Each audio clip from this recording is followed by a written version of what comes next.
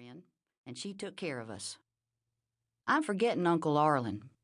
He was Aunt Ruthie's and Mama's younger brother, but he had gone west not long after our folks died, and we had not heard from him in years. So he didn't count as kin. Aunt Ruthie herself said he was as good as dead to us. She felt he ought to have stayed around to help her raise us, I guess. Around the middle of winter, she felt he ought to have stayed around to chop wood. That was when I heard his name mentioned most often. Aunt Ruthie could hold a grudge second to none. "David's out of a book," I said stubbornly, "and I ain't never seen any giants." "That's because he killed them all," Maude told me. "You have to stop reading those cheap stories. Your grammar is atrocious." "You ever seen any Indians?" I asked her. "Not around here," Maude said. "That's because Joe Harden, frontier fighter, cleared them all out. Single-handed." That's what I said. But down deep, I believed Maude. "Single-handedly," she said. Maude had, in the past year, begun to help Aunt Ruthie in the classroom, and she had become quite a stickler. "Kansas is a frontier, Sallie. Iowa is civilized." "It didn't used to be," I said, but only because it grated on me sometimes that Maude knew just about everything. Everything except what I had learned from those dime novels. I just knew that if I ever had to survive off the land the way the frontier fighters did, if I had to kill a bear or outsmart a wily Indian, I'd be better able to do it than my sister. "Ask Aunt Ruthie about Joe Harden, then," Maude said as Aunt Ruthie came our way, carrying her purchases wrapped in brown paper that nearly matched her dress. We'd been orphans for 6 years. In that time, given the choice between Maude's answers and Aunt Ruthie's, when mulling over the knobbly questions of life, I'd found Maude's to be more to the point.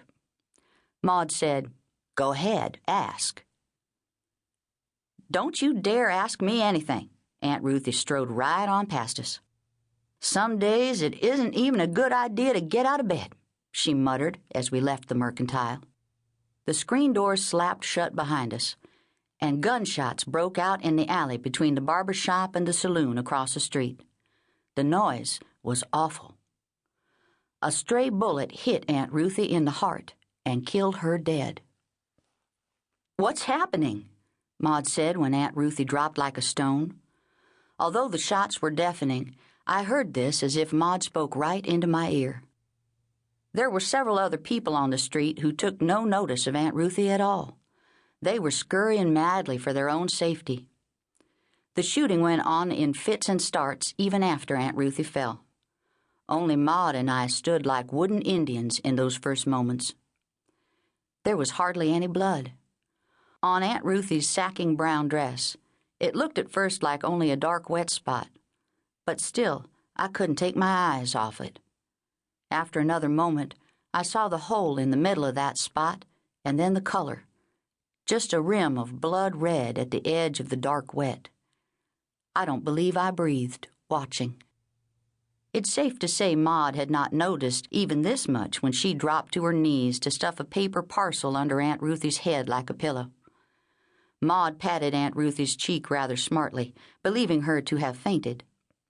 Yanking off her bonnet, Maude used the brim to ruffle the air around Aunt Ruthie's face. "Aunt Ruthie," Maude kept saying, scolding really because she'd told Aunt Ruthie she was tiring herself. Aunt Ruthie wasn't all that old, but she'd had a long bout with the influenza the winter before that left her considerably weakened. However, it had not left her with a hole in her heart. "Maude," I said and pointed. Maude screamed and fell over Aunt Ruthie in a faint. The gunshots stopped then, although probably not because Maude screamed. Likelier, those stupid cowboys had run out of bullets or killed each other. Maybe one of them shot out the mirror again, the way one of them did every so often, and had stopped to think about 7 years of bad luck. "I need help here," I shouted into the mercantile, where everybody now lay on the floor, but not because they were hurt. They were hiding. Aunt Ruthie's been shot and Maude has fainted dead away.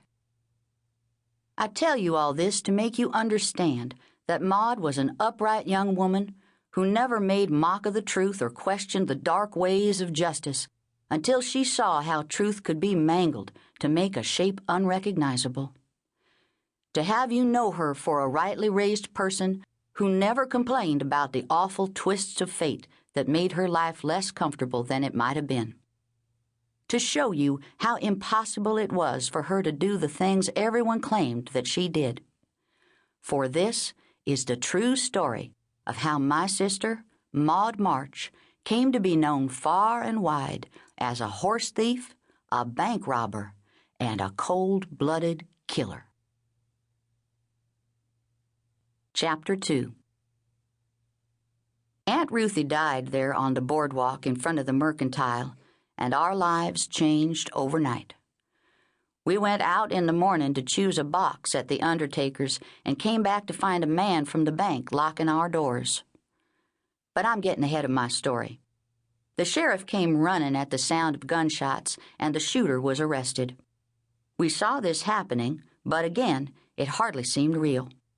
Maude cried over Aunt Ruthie in a ladylike way that Aunt Ruthie would have approved of. I cried because Maude cried. That was how I felt right then. The terrible truth was, I was not so sad as surprised, deeply surprised. Somehow hopeful that the school bell would ring and Aunt Ruthie would stand and say, "That's all the time we have. Put your pencils down." Reverend Peasley and the undertaker arrived together. The blessing in this was that Maude and I had only to let them take things in hand. The Reverend installed us in his buggy. It was a tight fit, being a one-seater, but we lived only a few streets away. Although it was a very short ride, we were twice nearly overcome by a terrible odor. The first time, I thought Reverend Peasley must be the guilty party. I kept this notion to myself. The second time, I understood it to be his buggy pony. Only the sudden gust of a breeze saved me from gagging.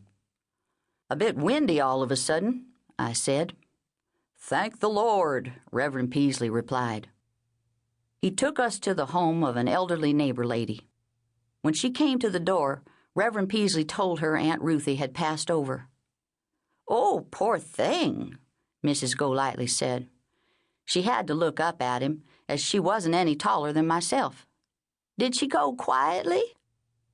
We heard all this, the buggy having been drawn up near the door. Maybe Reverend Peasley thought he would only upset us further because he didn't answer that question. Instead, he asked her if we could stay the night with her, if she would comfort us in the womanly way. That's what he said to her. What was the poor woman to say to him but yes? I had not expected this, nor had Maude. I could see that. It came home to me in that moment that we were all we had, Maude and me. This time, there was no Aunt Ruthie to take us in hand. This time, we were orphans once and for all. He left us there. Mrs. Golightly did her best. She offered us cookies and cold buttermilk, but we weren't hungry. She suggested a lie down, but we said no thank you. We sat in her parlor for several minutes, all of us silent, until Maude said, "I want to go home." "And so you shall," Mrs. Golightly said so kindly that we cried some more. The feeling of surprise had left me, but still I didn't feel my tears were for Aunt Ruthie so much as they were for Maude and me. What were we to do now? Aunt Ruthie was gone so quickly she hadn't even had time to wonder what happened. The Reverend told us she'd gone to a place where no one had need to be scared.